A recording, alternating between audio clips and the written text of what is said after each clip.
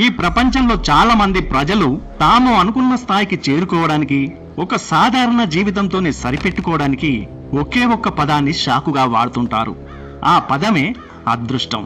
వాడు చాలా అదృష్టవంతుడురా, అందుకే అంత పెద్ద పొజిషన్లో ఉన్నాడు. నాకు అదృష్టం కలిసి రాలేదు, లేదంటే ఈ పాటికి నేను ఎక్కడో ఉండేవాడిని. సమయం బాగోలేదు గాని నా రాత ఇంతేరా. మిత్రమా, ఒక్క క్షణం ఆగి ఆలోచించు. నీ జీవితాన్ని నడిపిస్తున్నది నిజంగా అదృష్టమేనా, లేక నీవు తీసుకునే నిర్ణయాలా? చరిత్రను ఒక్కసారి తిరిగేసి చూడు. ప్రపంచాన్ని శాసించిన ఏ ఒక్కడు, చరిత్ర సృష్టించిన ఏ ఒక్క విజేత కూడా అదృష్టం కోసం చేతులు కట్టుకొని కూర్చోలేదు. వాళ్ళు చరిత్ర సృష్టించింది వాళ్ళు తీసుకున్న నిర్ణయాల వల్లే. నీ జీవితాన్ని మార్చేది అదృష్టం కాదు, నీవు తీసుకునేది ఒకే ఒక్క గట్టి నిర్ణయం. మనం అనుకునే అదృష్టం అంటే ఏమిటి? ఆకాశం నుండి ఊడిపడే నిధి కాదు. లాటరీ తగలడం అదృష్టం కావచ్చు, కానీ ఆ లాటరీ టికెట్ కొనాలనేది ఒక నిర్ణయం. ప్రముఖ రోమన్ తత్వవేత్త సెనేకా ఒక మాట అన్నాడు: సిద్ధపాటు మరియు అవకాశం ఈ రెండు కలిసే చోటే అదృష్టం పుడుతుందని. నువ్వు రాత్రనక పగలనక కష్టపడి చదివావు, పరీక్షలో నువ్వు చదివిన ప్రశ్నే వచ్చింది, నువ్వు టాప్ ర్యాంక్ సాధించావు. ఇప్పుడు లోకం నిన్ను చూసి అదృష్టవంతుడు అంటుంది, కానీ దాని వెనుక ఉన్నది నీ కఠోర శ్రమ. రోజుకు 10 గంటలు చదవాలనే నీ నిర్ణయం లోకానికి కనిపించదు. నువ్వు సిద్ధంగా లేనప్పుడు నీ ముందు ఎన్ని అద్భుతమైన అవకాశాలు వచ్చినా అవి బూడిదలో పోసిన పన్నీరే అవుతాయి. నువ్వు సిద్ధంగా ఉండడం అనేది నీ చేతుల్లో ఉంది, అది నీ నిర్ణయం. మనం ప్రతిరోజు ఉదయం లేచినప్పటి నుండి రాత్రి పడుకునే వరకు వేల నిర్ణయాలు తీసుకుంటాం. నువ్వు ఈ రోజు ఏ పొజిషన్ లో ఉన్నావో అది గతంలో నువ్వు తీసుకున్న నిర్ణయాల ఫలితమే. రేపు నువ్వు ఏ పొజిషన్ లో ఉంటావో అది ఈ రోజు నువ్వు తీసుకునే నిర్ణయాలపై ఆధారపడి ఉంటుంది. నిర్ణయం తీసుకోవడం అంటే బాధ్యత. నీ జీవితంలో జరిగే మంచి చెడులకు నువ్వే బాధ్యుడు అని ఒప్పుకోవడమే నిర్ణయం. నిర్ణయం అంటే త్యాగం. ఒక గొప్ప లక్ష్యం కోసం ఈ రోజు నీకున్న చిన్న చిన్న సుఖాలను, సోమరితనాన్ని వదులుకోవడమే నిర్ణయం. అదృష్టాన్ని నమ్ముకున్నవాడు పరిస్థితులు మారుతాయని ఎదురు చూస్తాడు. నిర్ణయాన్ని నమ్ముకునేవాడు పరిస్థితులను మారుస్తాడు.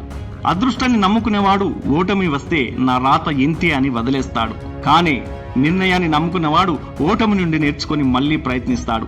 మనం కొందరి జీవితాలను ఉదాహరణగా తీసుకుందాం. వాళ్ళ జీవితాలను మార్చింది అదృష్టమా లేక నిర్ణయమా? అబ్రహాం లింకన్ వ్యాపారంలో నష్టపోయాడు, ప్రేయసి చనిపోయింది, మానసిక కుంగుబాటుకు గురయ్యాడు, వరుసగా ఎన్నికల్లో ఓడిపోయాడు. ఆయన స్థానంలో ఎవరైనా ఉంటే నాకు అదృష్టం లేదు అని ఇంట్లో కూర్చునేవారు. కానీ ఆయన ప్రతి ఓటమిని తర్వాత నేను మళ్లీ పోరాడుతాను అనే నిర్ణయం తీసుకున్నాడు.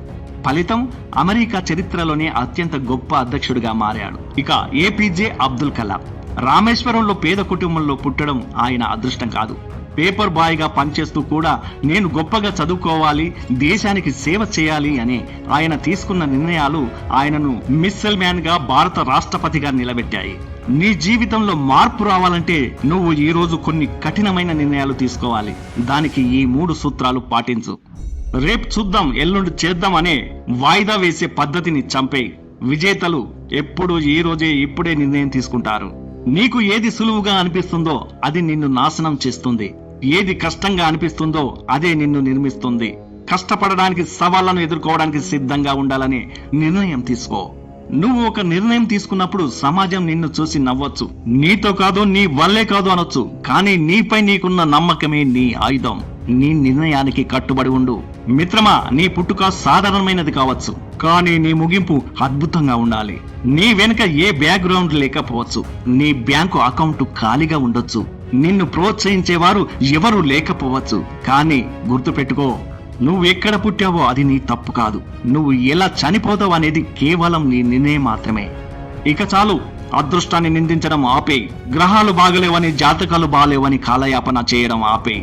రక్తంలో వేడి ఉంది, గుండెల్లో ధైర్యం ఉంది, మైండ్ లో స్పష్టత తెచ్చుకో. ఈ క్షణమే ఒక బలమైన నిర్ణయం తీసుకో.